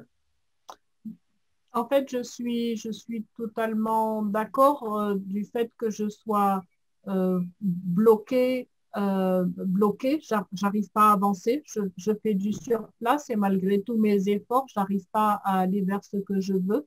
Donc, effectivement, je suis bloquée. Ça, c'est intéressant parce que l'on parle, quand on a parlé d'émotions, des émotions primaires instinctives. Et ces émotions primaires instinctives, finalement, elles sont étroitement reliées, par exemple, à se dire, bon, ben, si je fais telle action, ben, je dois penser à ceci, je dois penser à cela. Vous voyez, ça, c'est être prisonnier de la matière. La matière, c'est que si moi, je fais quelque chose, je dois tenir compte de tout ce qui est autour de moi. Alors, ça, c'est être prisonnier de la matière. Alors, que quand on faisait référence à ce qu'on parlait du préfrontal, c'est cette capacité d'être créateur. Le créateur, qu'est-ce que c'est? C'est celui qui dit, j'ai envie de faire quelque chose et je le fais. Et le préfrontal, qu'est-ce qu'il fait aussi? C'est qu'il est capable de s'inventer le futur. Inventer le futur, ça veut dire quoi? Ça veut dire se voir en train de devenir un être de plus en plus rayonnant et de plus en plus lumineux. Et cet être de plus en plus rayonnant et de plus en plus lumineux, qu'est-ce que c'est? C'est notre potentiel évolutif. On a tous en nous un potentiel évolutif en soi. Ce potentiel évolutif, on est tous en mesure de pouvoir se dire, je me vois devenir ça. Et je sais que je suis ça au fond de moi-même. Alors, on est tous capables de reconnaître qu'on est un être de lumière et qu'aujourd'hui, au moment où on se parle, on n'a peut-être pas assez le maximum de lumière de ce qu'on est capable de faire. Alors oui, ça se fait vraiment, je pense, un peu à la conférence, dans le sens qu'il y a l'ancien cerveau qui nous ramène à notre passé, à notre lourdeur, à tous les enjeux, à toutes les problématiques associées à la matière. Et il y a l'autre cerveau frontal qui lui disait, hey, moi je suis libre, je suis créateur, j'ai envie d'être un être parfaitement lumineux, parfaitement harmonieux, et j'ai envie d'être épanoui. Alors ça, c'est l'être libre. Et je te dirais, Katinka, c'est ça que tu dois faire, c'est que tu dois vraiment reconnaître cette femme libre qui est en toi, parce qu'il existe une femme libre, et que cette femme libre-là, finalement, puisse se dire, ben voilà qui je suis, et voilà ce que j'ai envie de nourrir. Nourrir, c'est de nourrir, finalement, cette lumière qui est en moi. Non pas l'aspect sombre. L'aspect sombre, c'est tous les problèmes. C'est toutes les raisons de dire non à quelque chose. Ça, c'est le côté sombre. Le côté lumineux, c'est toutes les raisons qui nous disent oui, j'ai envie de faire quelque chose et je me permets, je me fais confiance. Ça, c'est le oui. Donc, je pense que c'est ça. C'est une première chose que tu pourrais faire, d'être vraiment sensible à cette capacité que tu aurais de te définir à quoi qui est-ce que tu es, toi, Katinka, réellement profond de toi-même et c'est quoi la meilleure version de toi-même? Comment tu te perçois de cette meilleure version de toi-même? Comment tu te sens en ton corps? Comment tu te vois visuellement? Comment tu t'entends? C'est quoi les pensées qui sont en toi quand tu es dans cet état-là? Et de nourrir cette nouvelle façon de fonctionner-là, ce serait intéressant. Et c'est totalement dans le sens de la conférence aussi, c'est cette idée de commencer à réinventer quelque part l'être humain, de construire une nouvelle expression de qui on est véritablement. Tu me suis toujours, ça va? Oui.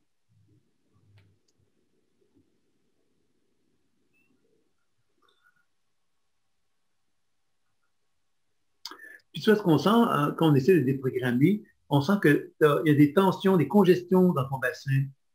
Pour moi, c'est des congestions qui sont toutes reliées aux intestins, au côlon. Comme si au niveau de l'élimination, il y aurait quelque chose à travailler à ce niveau-là. Peut-être d'aller voir, consulter quelqu'un qui pourrait t'aider justement avec des herbes, hein, de faire un nettoyage de la région du côlon, comme si j'ai l'impression que ça ne circulait pas librement dans cette région-là, puis c'était un petit peu congestionné. Tu vois, il y a quelque chose qui n'est pas fluide dans cet espace-là. Puis je dirais aussi qu'il y a des pleurs. Pour moi, il y a un deuil qui viendra aussi avec ça. Le deuil, bien évidemment, c'est d'accepter quelque part que le passé, c'est le passé. Et des fois, dans la vie, il y a des expériences du passé qui sont très douloureuses et on n'est pas capable de se dégager de ces expériences du passé très douloureuses. On a l'impression quelque part qu'elles nous ont complètement inhibées ou je ne sais quoi. Et je pense que l'idée de pouvoir vraiment faire le deuil de ça, c'est de se rendre compte justement que le passé, ben, c'est le passé, puis que maintenant, on doit accepter de le laisser aller, ce passé-là, pour se donner un espace de nouveauté. L'espace de nouveauté, c'est que maintenant que j'accepte mon passé, j'ai plus à retenir mon passé, là, il est parti. Il n'est plus là. Au revoir, passé, il n'est plus là. Donc, s'il n'est plus là, le passé, qu'est-ce qui reste? Il reste un vide. Le vide, c'est quoi? C'est mon moment présent, je suis, et mon futur. C'est ça qui reste. À partir du moment que mon passé n'existe plus, ben, il ne me reste que moi là dans mon présent. Et qu'est-ce que j'en fais de mon présent? C'est qu'est-ce que j'ai envie de devenir finalement. Et c'est là que c'est très important pour toi de te rendre compte que toute cette blessure émotionnelle que tu peux entretenir inconsciemment hein, peut te garder dans ton passé et te garder dans des solutions fausses. Les solutions fausses, c'est toutes des solutions qui sont associées au passé et qui sont compliquées. Compliquées dans le sens de dire, je pourrais aller à gauche, oui, mais je pourrais aller à gauche, mais après ça, je pourrais aller à droite, puis je pourrais avancer, puis je pourrais reculer. Je pourrais monter une montagne, je pourrais la redescendre ensuite. Ça, c'est compliqué ce que je viens de dire parce qu'il n'y a pas de direction. C'est un peu comme quelqu'un, finalement, qui se dit, ben, elle pourrait faire ceci, elle pourrait faire cela, mais elle n'a pas de vision. C'est pour ça que c'est important pour toi, Katrinka, de te donner une vision, de dire, je suis là et vers quoi je veux aller. C'est quoi l'objectif que je veux me donner avec le thème de la liberté, le thème des possibilités, le thème, à quelque part, qui est relié à une femme qui se donnerait la permission de reconnaître d'elle-même, il y a, je dirais ça comme ceci, il y a comme de l'amour. Il y a de l'amour en elle. Et que cet amour-là, lorsqu'on accueille cet amour-là, on se dit j'aime. Et on aime qui? Ben, on s'aime, puis on aime les autres, on aime les gens. On a envie d'explorer cet amour-là. On a envie de la donner, on a envie de la partager, mais on n'a pas envie d'être utilisé, puis on n'a pas envie de se faire manipuler non plus également. Donc cet amour-là, quelque part, il faut l'assumer. Il faut assumer cet amour-là, ça veut dire incarner cet amour-là pour ne pas se faire détruire par le fait qu'on est aimante. Parce qu'on est aimant, qu'est-ce qui arrive? Il y a des gens qui peuvent nous manipuler, des gens qui peuvent nous utiliser, des gens qui peuvent nous faire du mal. Tu as dit quelque chose? Ben oui, complètement. Ça fait 7 ans que je suis seule parce que justement, j'ai peur d'aller vers l'autre. J'ai peur de l'inconnu maintenant, alors que toutes ces peurs-là, je ne les avais pas avant. Mais c'est juste que pourtant, j'ai fait le deuil de la personne avec qui j'étais, mais il y a des peurs et du coup, ce sont des peurs qui vont jusqu'à me pénaliser dans ma vie professionnelle où aujourd'hui, je dois faire des choix de travail et que j'arrive pas à me décider. Donc, ça rejoint complètement, voilà, c'est exactement ça. C'est je sais pas où aller, à droite, à gauche. Oui, puis ça touche les émotions instinctives. Les émotions instinctives qu'on a dit tout à l'heure dans la conférence, c'est quoi? C'est les émotions qui nous ramènent à l'ancien cerveau, c'est-à-dire à nos anciens comportements. Alors, toi, quelque part, l'expérience que tu as vécue avec une relation passée, elle résonne, cette expérience passée-là, avec ton passé plus lointain. Et ça fait que tes réseaux neuronaux se sont construits d'une certaine façon et qui font que, malgré que tu veuilles finalement changer ta vie, que tu ne sois pas capable, parce que les réseaux neuronaux associés à ces blessures-là ont pris trop d'importance dans ta vie et tu n'es pas capable de pouvoir s'en libérer, t'en dégager parce qu'ils prennent toute la place. Et c'est là, évidemment, que c'est important de t'asseoir et de dire, mais qu'est-ce que toi, tu veux devenir? Qu'est-ce que tu veux devenir? Parce que, bien sûr, je t'entends que tu es bloqué, etc. Mais si tu pars du principe que tu n'es plus bloqué, que tu n'as plus peur, fondamentalement, au fond de toi, c'est quoi que tu veux devenir? C'est quoi, à quoi tu veux ressembler dans 6 mois, dans 1 an, dans 5 ans? Comment tu te vois? C'est important ça parce que c'est là qu'on commence à toucher le préfrontal. C'est là qu'on commence à comprendre que l'être humain en évolution est un être humain qui est capable justement de se regarder tel qu'il est et de se voir capable de s'assumer, d'incarner qui il est véritablement. Ça demande un certain courage de faire ça, parce que ça demande justement de poser un regard sur soi, non pas avec les yeux du passé, en se disant j'ai vécu ça, j'ai vécu ça, j'ai vécu ça. Peut-être que le côté, c'est quelle souffrance qu'on a pu vivre, tout le monde est un peu là-dedans. Hein? Alors, si on reste dans le passé, on est toujours prisonnier de ça, donc on n'est jamais capable de passer à autre chose. Alors que dans ton cas, c'est l'amour. Toi, on voit que l'amour est une chose importante pour toi. Et l'amour, ça peut se manifester dans les relations amoureuses, mais ça peut être aussi dans la notion de partage et de collaboration dans un contexte professionnel. Tu as envie d'un milieu agréable, tu as envie d'avoir un milieu dans lequel tu vas pouvoir t'épanouir dans cet état de femme amoureuse que tu es. Maintenant, une femme amoureuse n'est pas une femme naïve. Une femme naïve, c'est une femme qui n'a pas vécu. Tu as vécu. Tu as vécu des expériences décevantes, donc tu es capable de te dire, ben moi, je n'ai pas envie d'être la femme aimante que j'ai été, j'ai envie d'être la femme aimante que je suis devenue, qui est capable de comprendre qu'il peut avoir de la douleur, de la souffrance, mais qui est désireuse quand même de se donner la permission de vivre l'amour, mais en étant consciente des dangers qui sont associés à ça. Donc, automatiquement, on est en train de développer une nouvelle Catherine K. qui n'est plus la même. Tu es en train de devenir une femme qui reconnaît qu'elle est devenue quelqu'un, et là, elle a envie de l'actualiser dans le présent et le futur. Et pour moi, il y a tout un processus de réorganisation qui va en résulter à ce moment-là. Qu'est-ce que tu en penses? Ah ben, je suis complètement en accord, c'est exactement ce que tu dis, c'est clair, ça me parle, c'est exactement ça.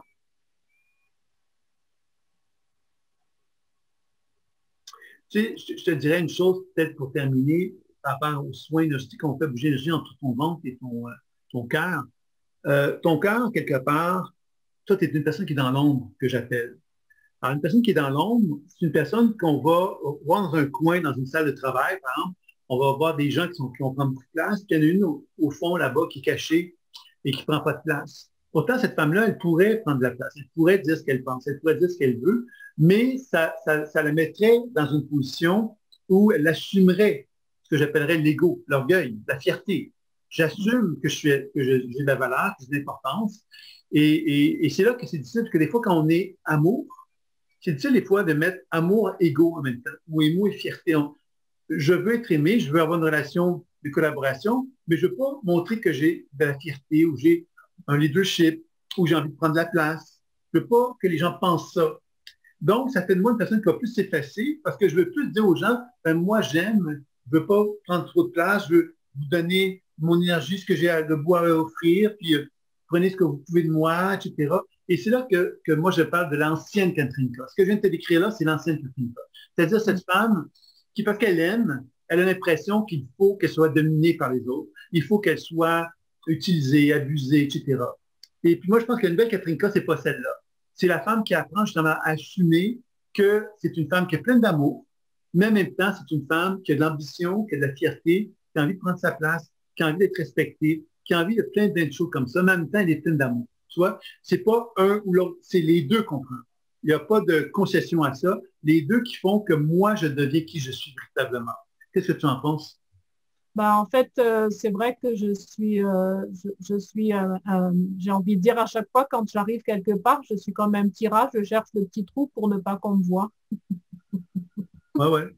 Ben, c'est ça, mais là, je pense que tu vois, c'est intéressant pour toi de prendre un papier et crayon et de définir à quoi tu veux ressembler. Je pense que tu as donné des pistes, mais toi, tu as peut-être un travail à faire aussi pour le rendre plus clair, le plus clair possible, et commencer à mettre en application dès maintenant, par des actions. Qu'est-ce que je peux faire aujourd'hui? Qu'est-ce que je peux faire demain? Chaque jour, des petites actions, même si ce n'est pas les grosses actions.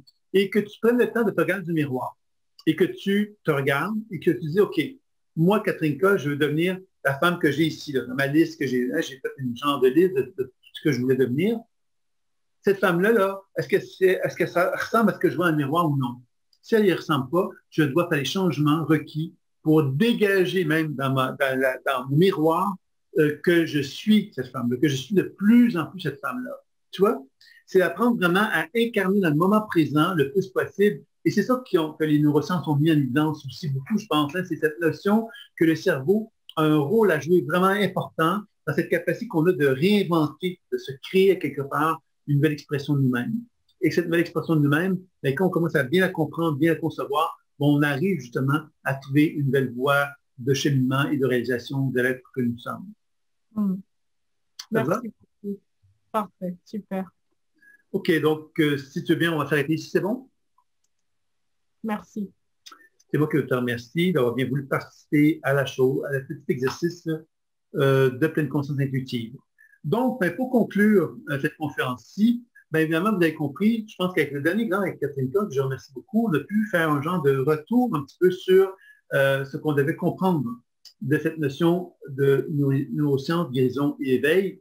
C'est que l'éveil, à quelque part, c'est une expérience qui se fait à plusieurs niveaux. On pourrait se dire le grand éveil, l'illumination. Mais le plus important, ce n'est pas l'illumination. Le plus important, c'est tous ces petits éveils que l'on peut acquérir. Et ces éveils-là, c'est quoi? C'est cette capacité que j'ai, moi, en tant qu'être humain, de poser un regard sur moi, de me rendre compte qu'à l'intérieur de moi, j'ai plein de vieux comportements grégaires, animaux, primitifs que j'ai accumulés dans ma propre vie et sur lesquels je ne maîtrise rien. Parce que ce sont des émotions primitives qui sont là et qui ont créé des réseaux neuronaux qui m'empêchent de pouvoir justement accéder à des nouveaux comportements. Et ces nouveaux comportements-là, quelque part que moi j'ai envie de mettre en place, mais pour être capable de les réaliser, ben, je dois commencer justement à poser un regard sur moi pour découvrir qui je suis. Pour découvrir qu'au fond de moi, il y a un être plein de lumière, un être plein de ressources et plein de compétences, mais qui n'a pas appris à se donner la permission d'assumer ça. Parce qu'il y a des blessures qui l'ont empêché de s'épanouir. Et que tant et longtemps que je ne vais pas comprendre que ces blessures m'empêchent de m'épanouir, mais je ne pourrais pas être mon plein potentiel. Mon plein potentiel, c'est d'arriver à ce degré d'éveil, qu'on pourrait dire. Et ce degré d'éveil, bien évidemment, c'est de se retrouver dans une position où on commence à prendre conscience qu'il y a des moyens de favoriser cet éveil-là. On l'a vu à travers donc des exercices, des possibilités, donc de la cohérence cardiaque, des choses comme ça. Il faut comprendre que pour aller plus loin, bien évidemment, on peut intégrer ça avec la pleine conscience intuitive. Je disais qu'il y a un atelier demain, c'est pour ceux qui sont intéressés, qui vont permettre justement de travailler sur une première étape dans l'éveil, qui est donc d'apprendre justement à commencer à se rendre compte que notre cerveau est souvent limité dans son propre développement dû à des émotions passées. Donc, le premier atelier, c'est vraiment de se dégager de tout ça.